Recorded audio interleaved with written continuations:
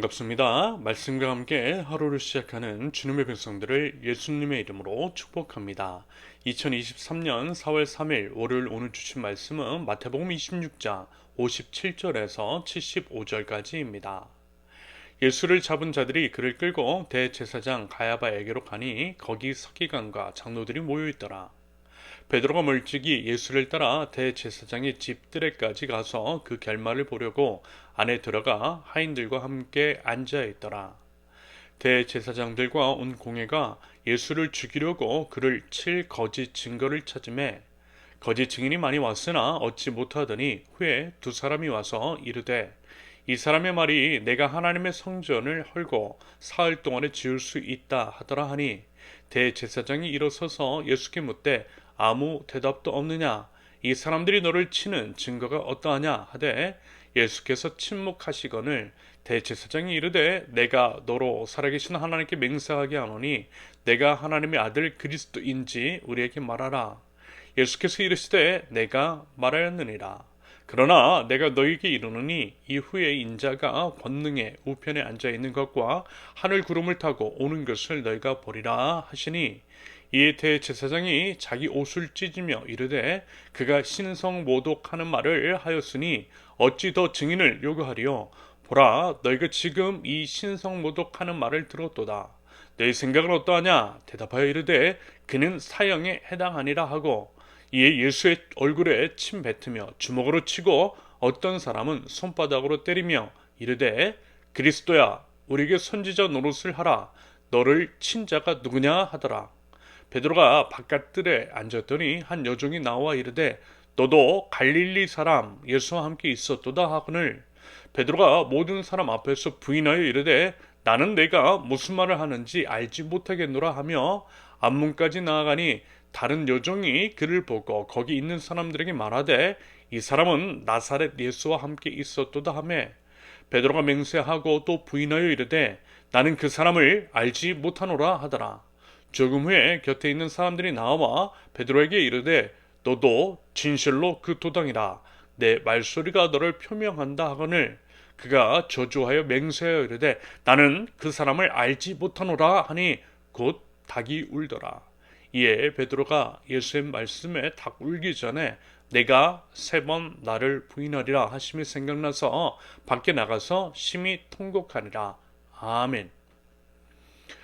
어제 주일 말씀에서 이런 내용을 나누었습니다. 제자들과 최후의 만찬을 나누신 예수님께서는 겟세마네 동산에 올라가 기도하셨다라고 했죠.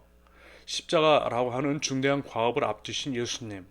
그것의 중대성은 차치하고서라도 완전한 인간으로 오신 예수님께서는 인간으로서 가질 만한 감정, 즉 두려움과 불안감 같은 것들을 느끼셨을 것이라고 했습니다. 그리고 그 증거, 그와 같은 표현이 등장하는 것을 확인하였죠. 그러면서 이런 말씀을 드렸습니다. 그럼에도 십자가의 길, 순종의 길을 걸으셨다라고 말합니다. 하나님께 나와 기도하신 예수님, 기도할 때에 보여주시는 능력으로 그 험한 길, 십자가의 길을 향해 순종으로 나아가셨다라고 했습니다. 아무튼 이제 기도를 마치셨을 때 배반자 유다가 끌고 온 무리에 의해 잡히신 예수님께서 대제사장 가야바에게 끌려오시고 심을 받으시는 첫 장면이 말하자면 오늘 본문인 겁니다. 그러면서 그 자리에 베드로도 쫓아왔더라는 것, 그리고 정말 소심하게 자기도 잡히면 어떻게 하나 하는 조마조마한 베드로의 심정을 엿볼 수가 있는 그러한 대목도 펼쳐집니다. 사람들이 신문을 해요. 당연히 아무런 죄도 없으신 예수님. 사실요, 그들도 다 알고 있었어요. 예수님께서 무슨 죄를 저지르신 적이 없고요. 무죄하시다라는 것을 말입니다. 다만 거슬린 거예요. 입 바른 소리 하시고 예수님의 사랑 듬뿍 담긴 언행이 수많은 사람들을 치유 회복해 하셨으며 그래서 말뿐인 종교 기술자들 자기 자신들에게 위협이 되고 찔림을 주었기 때문에 예수님을 제거하려고 했던 겁니다. 여러분 이런 것은요 우리가 사는 세상 안에서 비일비재하게 일어나는 일들이죠. 자신의 죄, 자신의 탐욕을 감추기 위해 진실한 사람, 깨끗한 사람, 죄 없는 이들을 모함하고 죽이고 있는 그러한 악한 일들. 너만 없으면 된다라는 거예요. 너 하나만 입 다물면 된다라는 거죠. 너 하나만 잠잡고 있으면 되는 것이고 다들 그렇게 살고 있는데 너만 왜 그렇게 유난이냐라는 겁니다. 그래서 죽이겠다라는 거예요. 말하자면 이런 식인 겁니다. 이처럼 자기의 죄악, 자신의 탐욕을 죽이지 않으면 남을 죽이게 되는 겁니다. 이러한 희생이 예수님 없는 이 세상 가운데 얼마나 많이 벌어지고 있느냐라는 거죠. 심지어는 교회 안에도 많죠. 정적을 제거하는 것들. 여러분, 내가 죽어야 남을 죽이는 죄를 범치 않게 되고요. 우리 모두가 살게 되는 겁니다. 이것이 바로 십자가의 비밀이라는 거예요. 아무튼 예수님을 죽이려 하는 악한 자들의 행태, 그들의 속마음이 그랬습니다. 하지만 앞서 말씀드렸듯이 잘 안 되는 거예요. 거짓 증언들을 세웠지만 서로 말도 잘 안 맞고 그러니 웃음거리만 되는 겁니다. 거짓 증인하는 사람 자신들도 뭔가 많이 좀 찔리지 않았을까요? 최소한 양심이 있다라면 말입니다. 그러면서 예수님은 그와 같은 모함, 거짓 증언, 모멸 같은 것들에 대해서 전혀 위축됨 없이 당당하게 대응하셨어요. 예수님다우신 모습 바로 그대로셨습니다. 결코 비굴하거나 선처를 구하거나 그런 식으로 악에 굴복하지 않으셨다라는 겁니다. 어쨌든 살펴보았던 것처럼 이미 예수님은요 십자가 순환 다 받아내시고 십자가 위로 올라가시기로 작정하신 분이십니다. 기도하실 때에 그 모든 인간적인 감정 다 털어내셨고요. 순종의 길을 걷기로 작정하신 예수님이세요. 흔들림 없으시다라는 겁니다. 여러분 우리도요 이럴 때 있어요. 정직하고 진실하게 살았는데 오히려 모함받고 억울한 누명 쓸 때 있습니다. 수근수근 되는 것들 경험할 수 있고요. 도리어 내가 나쁜 사람으로 몰릴 수 있어요. 죄를 저지른 권력자가 자기의 죄를 감추기 위해서 온갖 거짓말을 해대고 내가 하지도 않은 것들을 했다라고 하는 식으로 몰아가는 경우 있죠. 여러분 혹시 이런 일 당연히 보셨어요? 힘없는 자로서 을의 입장에서 당하고 또 감내해야 할 때 그 모멸감, 외로움, 거센 폭풍 앞에 홀로 서는 것 같은 그 느낌.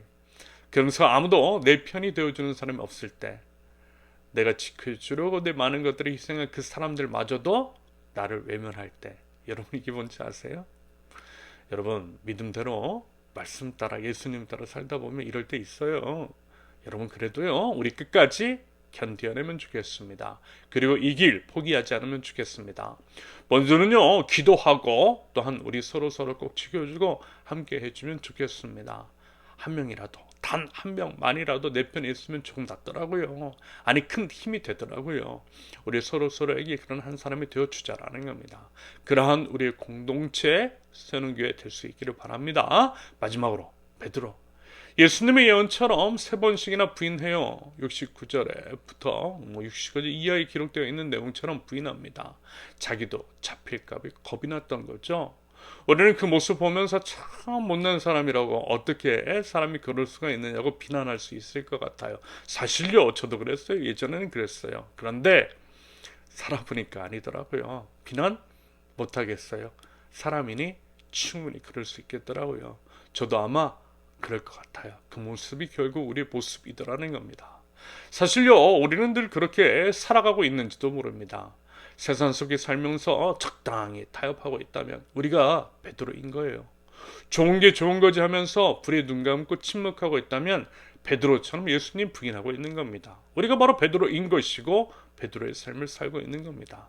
그런데요 여러분 중요한 것은요 그럼에도 우리 주님 포기하지 않으시다라는 거예요. 용서해 주시다라는 거예요. 아무 말씀 안 하시고 나무라지 않으시다라는 겁니다. 그 연약함 이미 알고 계시니까 다 아시면서도 끝까지 사랑하시는 주님이십니다. 그 주님 비차라는 거예요. 부활 후에 그 발견했던 3번씩이나 부인했던 그 예수님, 부인했던 베드로를 찾아왔던 그 예수님을 기억하자라는 겁니다. 그리고요 우리도 예수님 다시 한 번 더 생각하고 회개하면 돼요. 닭이 울었을 때 그 찔림에 대해서 울면 돼요. 그리고 용서 구하면 돼요. 죄송한 마음이면 돼요. 예수님 다시 오셨을 때 회개하면서 다시 힘껏 달려가면 되는 겁니다. 그거면 돼요. 그리고 다시 시작하면 되는 거예요. 우리 다시 한번 시작해 보자라는 겁니다. 고난주간 첫 번째 날 월요일입니다. 우리 예수님 한 번 더 바라보고 부끄럽고 참 면목 없지만 그럼에도 다시 한 번 더 우리 예수님의 그 변함없고 포기함 없는 사랑 붙잡고 일어서는 그리고 누군가에게 힘이 되어주는 우리 모두가 될 수 있기를 예수님의 이름으로 축원합니다.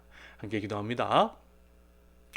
예수님을 바라봅니다. 불의에 대해 당당하게 그리고 굽힘이 없이 변명하지 않으시고 맞서준 주님, 비록 아무런 죄 없으시고 억울하실 수 있음에도 불구하고 묵묵히 십자가의 길, 순종의 길을 걸어가신 우리 주님을 바라봅니다. 하나님, 저희들 부족하지만 부끄럽지만 기도하면서 우리 주님 바라보면서 넘어져도 다시 일어나서 힘을 내어 걸어갑니다. 우리 주님, 연약한 저희를 통해서 주님의 뜻을 이루어주시고 주님의 그 사랑, 변치 않고 한이 없는 그 사랑을 붙들고 나가네 옆사람 꼭 붙잡아주면서 함께 걸어가는 저희들, 세우는 교회 공동체 될 수 있도록 우리 하나님 은혜를 더하여 주시고 저희 모두를 생명의 길로 인도하여 주시옵소서. 예수 그리스도의 이름으로 기도합니다. 아멘. 하나님께서 오늘 주신 말씀과 가지고 나오신 기도 제목을 놓고요, 우리 함께 기도합니다.